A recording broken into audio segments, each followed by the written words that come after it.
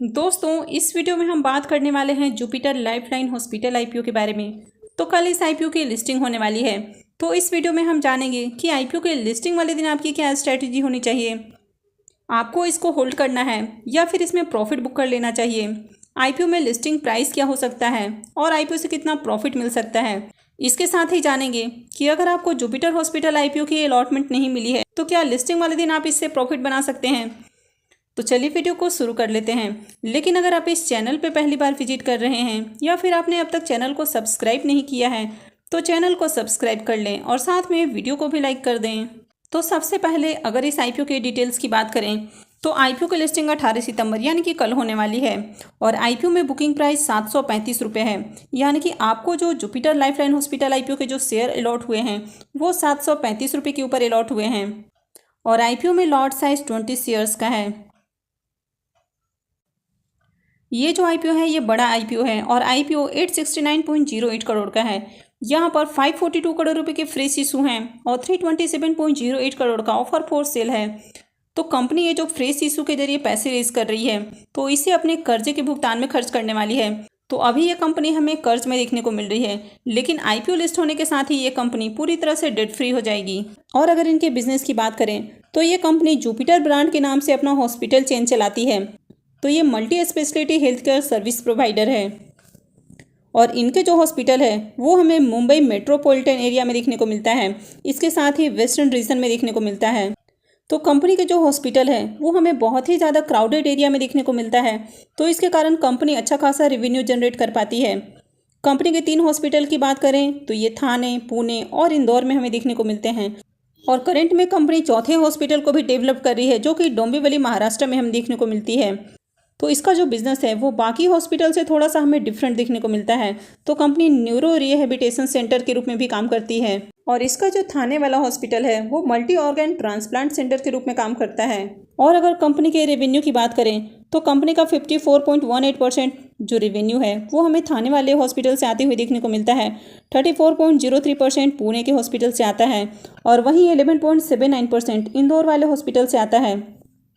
तो overall company का business हमें अच्छा देखने को मिल रहा है और ये जो सेक्टर है वो एवरग्रीन सेक्टर है। कंपनी के फाइनेंशियल की बात करें तो यहाँ पर हमें 3 सालों का कंप्लीट फाइनेंशियल देखने को मिलता है। ईयर ऑन ईयर इसके एसेट में ग्रोथ देखने को मिल रही है और साथ ही इसके जो रेवेन्यू है वो भी हमें साल दर साल बढ़ते हुए देखने को मिल रहे हैं। कंपनी के प्रॉफिट की बात करें तो फाइनेंशियल केस में जहाँ कंपनी हमें लॉस में देखने को मिल रही थी उसके बाद से कंपनी काफ़ी अच्छे प्रॉफिट में देखने को मिल रही है। नेटवर्थ की बात करें तो यहाँ भी कंपनी का नेटवर्थ बढ़ते हुए हमें देखने को मिल रहा है और करेंट में कंपनी के ऊपर 468 करोड़ का हमें डेट देखने को मिल रहा है। लेकिन कंपनी आईपीओ से जो फंड रेज करने वाली है तो उसे अपने कर्ज का भुगतान करने वाली है, यानी कि आईपीओ लिस्ट होने के बाद ये जो कंपनी है वो पूरी तरह से डेट फ्री हो जाएगी। अगर इस कंपनी के पी मल्टीपल की बात करें तो इसका जो पी है 52.68 का है, यानी कि कंपनी जो अपना आईपीओ लेकर आई है वो हमें ओवर वैल्यूड प्राइस के ऊपर आते हुए देखने को मिला है। तो यहाँ पर आईपीओ से बहुत ज़्यादा लिस्टिंग गेन मिलने की उम्मीद नहीं है। इसके साथ ही लॉन्ग टर्म में भी आपको स्लो ग्रोथ देखने को मिलेगी और आईपीओ लिस्टिंग के बाद इसके जो प्राइस है वो और ज़्यादा एक्सपेंसिव होने वाला है। मार्केट कैप देखें तो 4,819 करोड़ का मार्केट कैप हमें देखने को मिल रहा है। आरओई और आरओसी दोनों ही अट्रैक्टिव देखने को मिल रहे हैं। ईपीएस देखें तो ये भी एवरेज देखने को मिल रहा है। रिटर्न और नेटवर्थ ये हमें अट्रैक्टिव देखने को मिल रहा है। तो ओवरऑल कंपनी का फाइनेंशियल हमें अट्रैक्टिव देखने को मिल रहा है। बस यहाँ पर एक ही नेगेटिव पॉइंट है कि कंपनी अपना आईपीओ काफ़ी ओवर वैल्यूड प्राइस के ऊपर लेकर आई है। अगर इस आईपीओ के सब्सक्रिप्शन स्टेटस को देखेंगे तो इस आईपीओ में क्यूआईबीज कुछ ज़्यादा ही हमें इंटरेस्टेड देखने को मिले हैं और क्यूआईबीज ने इस आईपीओ में खूब सब्सक्राइब किया था। तो आगे भी इसमें हमें क्यूआईबीज की ओर से या फिर इंस्टीट्यूशंस की ओर से बाइंग देखने को मिल सकती है। अगर इनके एंकर लिस्ट की भी बात करें तो यहाँ पर आपको एफआईआईज, डीआईआईज और म्यूचुअल फंड्स देखने को मिलते हैं। तो जैसे कि आप यहाँ पर देख सकते हैं government of Singapore, Abu Dhabi investment authority, तो यहाँ पर काफ़ी सारे एफआईआईज का नाम आपको देखने को मिल रहा है। इसके साथ ही आपको एसबीआई के काफ़ी सारे म्यूचुअल फंड्स देखने को मिल रहे हैं, साथ ही HDFC mutual fund, Kotak mutual fund, Nippon India Life. तो काफ़ी सारे जो फंड हाउसेस हैं वो इनके एंकर लिस्ट में देखने को मिल रहे हैं। तो जैसे कि आप यहाँ पर देख सकते हैं कि काफ़ी सारे म्यूचुअल फंड्स का नाम आपको देखने को मिल रहा है। अब इस कंपनी में म्यूचुअल फंड्स, एफआईआईज, डीआईआईज हमें सभी इंटरेस्टेड देखने को मिल रहे हैं। तो आगे भी आपको इसमें अच्छी ग्रोथ अपॉर्चुनिटी देखने को मिल सकती है, यानी कि लिस्टिंग के बाद इसके शेयर्स में अच्छी तेजी देखने को मिल सकती है। तो चलिए अब ग्रे मार्केट प्रीमियम देख लेते हैं कि इसका प्रीमियम किस प्राइस पे ट्रेड कर रहा है, आईपीओ से कितना प्रॉफिट हो सकता है और लिस्टिंग वाले दिन आपको क्या करना है, इसको होल्ड करना है या फिर इसमें प्रॉफिट बुक करना है। जुपिटर लाइफलाइन हॉस्पिटल आईपीओ के ग्रे मार्केट प्रीमियम की बात करें तो इसका प्रीमियम 233 रुपये पे ट्रेड कर रहा है और आईपीओ में बुकिंग प्राइस 735 रुपये है। तो इसका मतलब है कि आईपीओ की जो लिस्टिंग है वो 968 रुपये के अराउंड आपको देखने को मिल सकती है। तो अगर आईपीओ की लिस्टिंग थोड़े से हमें नीचे के प्राइस में भी देखने को मिलती है तो ऐसे में हो सकता है कि आईपीओ की लिस्टिंग आपको 900 रुपये के ऊपर देखने को मिले। वहीं अगर इसमें अच्छी डिमांड देखने को मिलती है तो आईपीओ के प्राइस 1000 रुपये तक लिस्ट हो सकते हैं।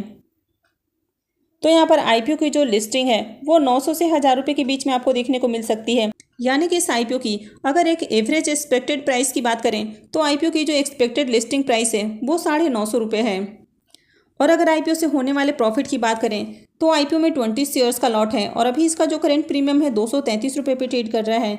इसका मतलब है कि इस आईपीओ से 4660 रुपये आपको एक लॉट के ऊपर प्रॉफिट देखने को मिल सकता है। तो इस आईपीओ से आपको 31-31% करीब लिस्टिंग गेन देखने को मिल सकता है। इस आईपीओ में अगर आपने लिस्टिंग गेन के लिए अप्लाई किया है और अगर आप इसको होल्ड बिल्कुल भी नहीं करके रखने वाले हैं तो आप फिर लिस्टिंग वाले दिन ही इसमें प्रॉफिट बुक करके एग्जिट कर सकते हैं। लेकिन वहीं अगर आप इसको कुछ दिनों के लिए होल्ड करते हैं तो फिर हो सकता है कि आपको इससे और भी अच्छा प्रॉफिट देखने को मिले। तो अगर आप इसको कुछ दिनों के लिए होल्ड करने वाले हैं तो आप 50% शेयर्स को लिस्टिंग वाले दिन बुक कर सकते हैं और रेस्ट 50% को अगले कुछ दिनों के लिए होल्ड कर सकते हैं। और जैसे जैसे इसके शेयर्स में आपको तेज़ी देखने को मिलती है तो आप 10% या 20% करके अपना फुल प्रॉफिट बुक कर सकते हैं और इससे एग्जिट कर सकते हैं। लेकिन अगर आप लॉन्ग टर्म इन्वेस्टर हैं, आपको ये कंपनी पसंद है, कंपनी का बिजनेस अच्छा लगता है तो फिर आप इसको लॉन्ग टर्म होल्ड करके रख सकते हैं। लेकिन फिर भी आप चाहें तो 50% शेयर्स में प्रॉफिट बुक कर सकते हैं और रेस्ट 50% को आप लॉन्ग टर्म के लिए होल्ड करके रख सकते हैं। क्योंकि अगर आपको अभी इससे अच्छा प्रॉफिट देखने को मिल रहा है यानी कि 30-32% के आसपास आपको प्रॉफिट देखने को मिल रहा है या फिर आप इसको कुछ दिनों के लिए होल्ड भी करके रखते हैं तो हो सकता है कि ये प्रॉफिट आपको 40 से 50% के बीच में भी देखने को मिले। तो उस समय आप अपने 50% शेयर्स में प्रॉफिट बुक कर सकते हैं और रेस्ट 50% को आप होल्ड करके रखें।